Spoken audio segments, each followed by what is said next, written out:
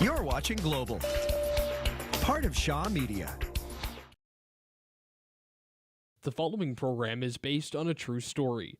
Only the names, places, and events have been changed.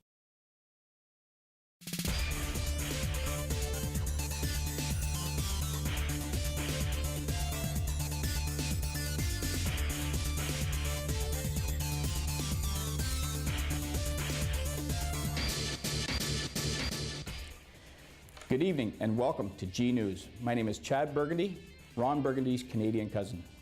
Today is a special episode of In the Plex with Steven Levy. The book is about how Google thinks, works, and shapes our lives. We will go to several panels to discuss the creativity, ethics, and decision-making at Google. A few moments ago, we had our interview with Steven Levy, and here it is now.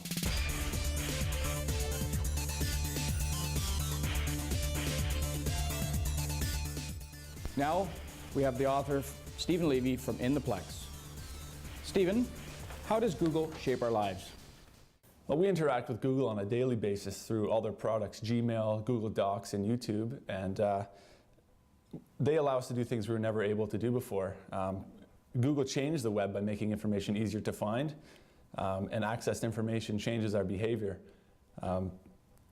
When we interact with Google on a daily basis, everybody interacts with Google on a daily basis, and the information that we receive changes the way we behave and interact with other people.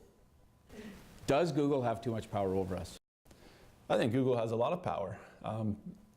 They have power through their search results. They have power through the things they offer us, and we have to trust them to not abuse that power. In writing my book, I had to use Google Documents and Gmail to send my information and my transcripts to publishers. And I had to trust Google not to violate their code of ethics in looking at that or being interested in what a guy writing about Google had to do. Could you elaborate a little bit more on this? They have a lot of power in providing search results, and they strive to provide balanced and fair search results to all users, but we need to trust them that they will provide wholesome and ethical search results as well.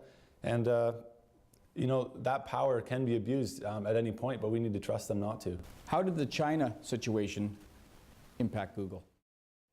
In going into China, Google had to make a horrible compromise in censoring its search results. And as I stated before, Google strives to provide fair and balanced search results. After spending so much time to create fair and balanced search results, they had to compromise this. And they rationalized this decision by stating in the search engine to the Chinese people that searches were censored and that the government was responsible for this. They hoped by telling the Chinese people about the censorship that they would ask questions, and then the boundaries would be able to be pushed further and further towards free speech. Eventually, Google experienced some missteps in China, including some cultural faux pas, and eventually, because of the Chinese government's actions in breaking into the Google servers, Google withdrew from China. This impact was huge on Google because the employees were always divided over the Google situation in China. And finally, do you think Google will return to China? I think there's a high likelihood that Google will, because that's upward of 1 billion people in China, and that's a huge market for Google to ignore. They will still have to face the ethical decision, the ethical dilemma in going into Google, and whether they will have to censor search results is a big part of that. Thanks, Steven Levy. Okay, now we turn to our first panel. We have Monica Corningstone and Dolph Lundgren with us. We'd just like to refer to Steven Levy's interview and how it relates to OB. His first question that we posed to him was, how does Google shape our lives? I think Google shapes our lives because it ruins people's ability to reason and make decisions for themselves. If they don't know an answer to a question, they simply run to the nearest computer and Google it. I think that deductive reasoning that people should be learning is being sabotaged by Google's search engine. I think also through innovation, Google is making a lot of headway there and influencing us on many different levels through email with Gmail, through Android, their cell phones, through Latitude, through Google Maps. There's a variety of Google products that influence on a daily basis. And it really comes down to Google being a huge influencer on our day-to-day lives. Very nice. And When Steven Levy was asked, does Google have too much power? Just wanted to know if you could elaborate a little bit more on that topic. I think they do have a little bit of power over us just through doing Google searches. You can pay to be out to the top of a search engine, which I find is a little bit not so much ethical, just because of the fact that there's really not there's too much bias there. Because you have too much bias, because it's paid, are you getting the right information that you want? Are you getting, appropriate information? You could be getting something that's completely useless. You know what I mean? In addition to that, the Google satellites that do Google Maps can be completely invasive into people's lives. You can pretty much little man anyone's current location, see where they live, see their house. You can Google exactly anyone's location at any time. They can follow you. And that's really invasive and probably intimidating, and people can get really concerned about that. Okay. And finally, we asked Steven Levy about the China situation and whether or not Google should have left China. I personally think it was a good idea for Google to pull out of China, simply because if they had to censor exactly what they were able to search, it doesn't follow Google's policy of don't be evil and the idea of free speech. So Google, following that idea, needs to be able to provide information of all kinds to everyone, and with the limitations that China was putting on them, didn't make it fair. I kind of disagree that Google shouldn't have left China at all. I think Google was a bright light in China's oppressed world. I think Google could have fought till the end and fought as hard as that they could to make the world a little less oppressed. But I think ultimately Google had no choice but to leave. Now they're in Hong Kong. They're doing a little bit better. They have their Chinese language in Hong Kong, and perhaps it's just the way it's going to be until the Chinese government can change. Thank you, Monica and Dolph. That was a wonderful interview. Now we're going to turn to our second interview with Brogan McDonnell in California. Brogan, I'd just like to ask you this question. How does the Google interview process work? Google's interview process is really intimidating. It can take anywhere from 6 months to a year to get hired. I have the highest stats in the state of Michigan for my SAT scores and grade point average, and it still took over 8 months to get my hiring signed off on. I sat in 8 different interviews, phone interviews, Skype interviews, and still Larry signs off on every employee that's hired. So just knowing that is really intimidating. You have to be really smart. You have to have a master's degree. I went to both MIT and Stanford, MIT for my undergrad and Stanford for my master's in computer science. And having gone to those schools gave me a slight advantage, but it's very, very intimidating. The interviews are built like PhD defenses. You sit in a room with 9 people on a panel and they shoot questions at you, and it's extremely intimidating and stressful. Very good. What does the motto, "Don't be evil," mean? Don't be evil is something that Google kind of came up with, and just what does Google want to do? And we don't want to be like Microsoft. We want to make sure our employees are really happy. We want to make sure our customers are happy. You can find "Don't be evil" almost anywhere in Google. People scribble it on whiteboards, leave it on blank pieces of paper in the boardroom. It's just a constant reminder to shed light on the negative things. If people are having a bad day or really snappy in a meeting, someone can just mention, "Hey guys, don't be evil," and it's just that reminder that Google needs to do the right things, even though there are negative things happening all the time. What are the perks for working at Google? Working at Google is fantastic. There's a concierge service, so I can call up and be like, "Hey, I forgot to pick up my dry cleaning," and someone will run and pick up my dry cleaning. Or if I need to take the company Prius out to do, I don't know, pick up some errands, you just sign it out, take the keys, and off you go. A couple years ago, me and my friends built this zip line that went all the way across the Google Plex because we thought it was really, really time consuming to walk all the way across the campus almost. So we started ziplining across. However, the city shut us down because it was considered a health hazard. So Google bought us Segways instead. So we were able to zip around faster and be more cost effective with managing our time. So working at Google is fantastic. I can take my Segway to the 47 cafes where I eat for free and get all my work done, pretty much. It's really good. If you ever get the chance to work at Google, I would, because the perks are fantastic. And finally, what does the 20% rule mean? The 20% rule is actually something created by Google to promote the creativity of the employees. So you can spend 20% of your day or one work day a week working on something completely unrelated to what a manager has told you. So this kind of brainstorming idea, 20%, is where items like Google News was created, the different Google logos that you see every day, people design those in their 20%. They work on April Fool's jokes. April Fool's is like a national Google holiday where we all go into work simply to prank everyone. If you ever want to Google it, they're pretty funny. So we just like to be creative.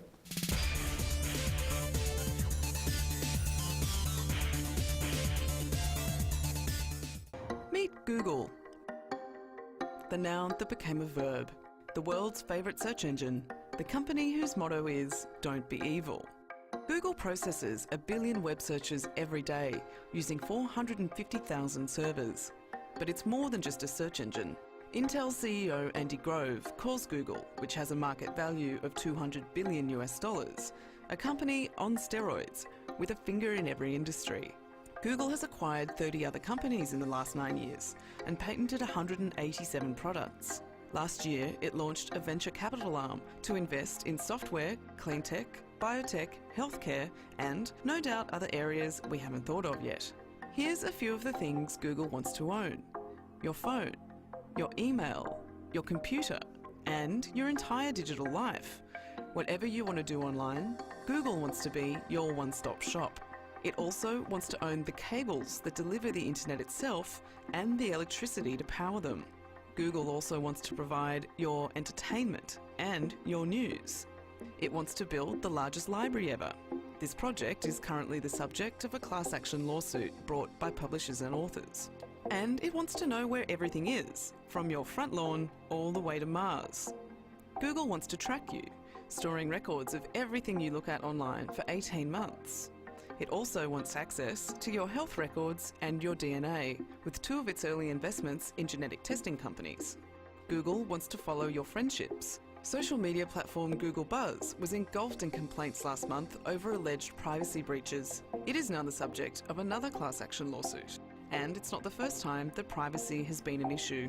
Google Maps and Google Earth have been criticised for including photos of naked kids, people vomiting, and leaving sex shops.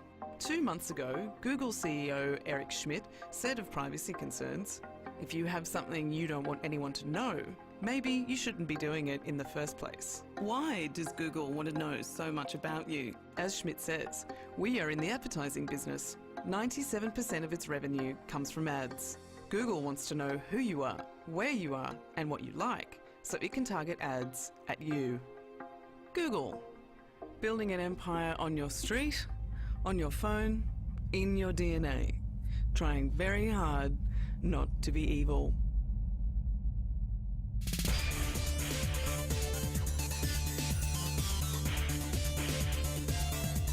Now we go to our second interview panel, and we have Johnson Johnson and Eileen Slightly with us today. Now, do you believe that Google's interview process is a good decision-making strategy? I think the interview process is very beneficial for Google. It allows them to look for creative people. They know what they're looking for in candidates. And it's an absolute strategy for Google to find the best candidates. And Larry Page, when he signs off on those employees, that's the best thing for Google because they're finding the best people in the area. I disagree. I don't think this hiring process is any good. It's very biased to only hire people from certain institutions. And also the new employees rarely have any work experience. For a fact, only 2 of the current employees are hired off of their previous experience, and one of them is a chef. Now we go to our second question with Brogan, and we ask, do you believe that they stick to their motto, don't be evil? I feel like Google somehow are a bit pretentious. They feel like they're better than everyone else. They keep promoting this, that they're so creative and never evil, but what they really do is buying up other companies' ideas and coming up with new products through corporations. And they claim that this is for the benefit of technology moving forward, but I believe that it might be for them to eliminate future competition. I think Google does stick to their morals. They're centered around their slogan, don't be evil, as Brogan said. And they really want to stick to that, evidenced by their China decision. They tried to do the best they could in this situation, making the research results fair and honest to the Chinese population, and then they pulled out when it got too much for them. So I think they do stick to their morals, and they're required to as a leader in technology and among technological firms. It appears that Google allows its employees to be very creative. Is this beneficial or disruptive to the company? I think that the 20% free time is absolutely beneficial to the company. Many of their greatest ideas have come out of this 20% time frame. It's an excellent way to promote creativity in Google, and also it keeps employees happy to let them work with something that's close to their heart. It allows people to use both parts of their brain. The left brain and the right brain people are fulfilled in their work because they get to work on projects that are structured, but also things that are close to their heart and actually provide Google with better profit streams. Thanks very much, Johnson Johnson and Eileen Slightly. Now we turn to our next interview with our Google Insider. And our first question that we pose to the Insider is, tell us what you know about DoubleClick and what conflicts of interest were raised when dealing with it. DoubleClick, what a great example of ethics. Our first experience of DoubleClick were around the time when we were researching ways to design ads to be accustomed to each individual. We stumbled upon DoubleClick quite early and gave it a try. What DoubleClick is, well, it's a cookie that is embedded into your computer that accesses your browser history and then chooses ads that are of interest to you on pages that you might not expect. At the same time, it reports back the information it found to us. The conflict of interest with DoubleClick was we found out its software was really, really invasive and was reporting more than just browser history. I guess you could say it was breaching people's privacy. So by the power invested in Google, we bought it out. No big deal. So no one would have to deal with DoubleClick's baloney. Even though it would have made us more money, but we thought it was evil to do so to our own sites. Instead, we use a similar program called AdSense.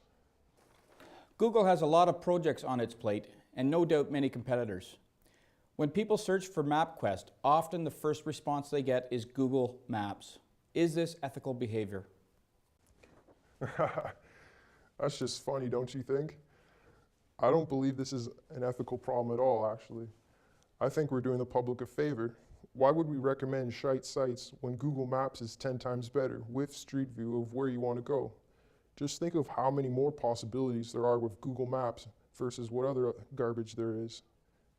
But actually, this whole issue is because Roger forgot to debug the algorithm properly. So that's why our sites appear first before other competitors.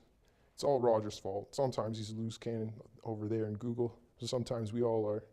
The algorithms has changed since, and the problem doesn't happen anymore. But even if we left the algorithm the way it was, I still don't see any problem with it. We are a competitive marker, and why wouldn't we promote our own products? It's not like we never listed map garbage, excuse me, I mean MapQuest. Plus, we kind of own the search engine, so what are you gonna do about it? This is off the record, right?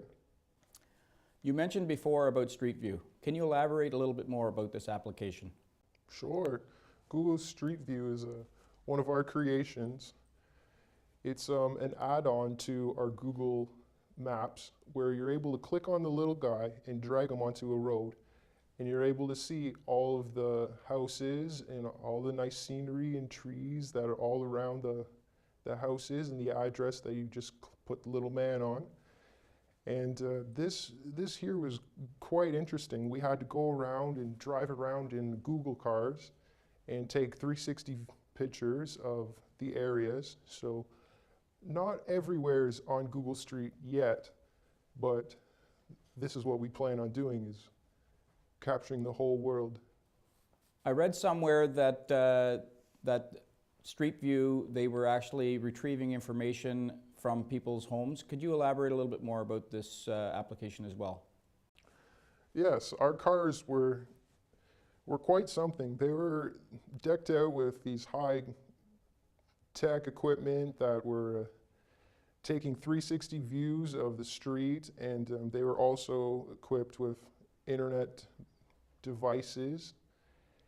And this posed some problems because they were driving around and were able to connect to internet, but it seemed like they were connecting to internets that were unprotected without passwords. So every time they would drive by a block with an unprotected router, they would go in and basically war drive without knowing. The people that were driving the cars had no idea at all. And without knowing, they were driving around and picking up all this information, such as emails and financial information that people might normally not want to give out. Actually, they wouldn't want to give that out at all. And this was actually a experimental project that another one of Roger's friends decided to, or not decided, he accidentally put it onto one of the cars. And it was doing this for a while now until we stopped it. But yes, this was an ethical problem for sure. I'd like to thank our Google Insider. Now we're going to go to our final panel discussion. And I'd like to welcome Joe Curley and Larry Schemp. My first question that I posed to the group is, our Google Insider talked about DoubleClick. What do you know about DoubleClick, and do you think that there are any risks involved in making this decision? The decision for Google to actually purchase DoubleClick in the first place was just a very thoughtful decision, because for for an online company to be sold to such an enormous and widely just known and prominent company like Google, I think his decision was just for the very good of the customers and everything, and because people would be just entrusted with what Google will have to offer afterwards due to its changes and modifications and everything that will Google offer since that agreement has been made with DoubleClick. Yeah, I would say that would be the most ethical decision, but there was their decision to stay with DoubleClick and make more profits. And I'm wondering, was ethical the best decision to take, or would profits been the best decision to take? Do you understand? You follow me here? I follow you and everything, yeah, but you're telling me, that Google actually, just hasn't made any sort of just ethical consideration when it decided to, purchase, or just, formulate this consensus, to, buy DoubleClick. I mean, it's ethical, from my own, just perspective and standpoint and everything. I think this whole decision was just ethical by all means, because if just afterwards Google will actually have the capability and just the full potential to develop what DoubleClick was just all about, and that the customers would most definitely be satisfied, because Google is now just in charge, and I'm sure that everyone would just would trust Google when it just purchases any online company or anything. So yes, I think this sort of development will surely satisfy the customers, and now that it has been refurbished into something completely different but with the same concept, which is now AdSense. I'd like to thank our panelists and interviewees, and especially Steven Levy. We learned a lot today about decision making, ethics, and creativity. Don't forget, pick up your book, In the Plex by Steven Levy. My name is Chad Burgundy from G News. Thanks for watching.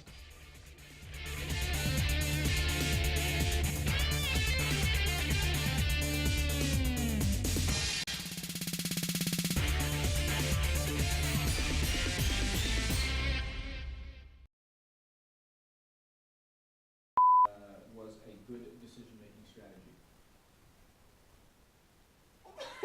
Your faces. They're both stoic there. The question was phrased weird. Now we turn to our second panel. We have Johnson & Johnson and Eileen Slightly with us.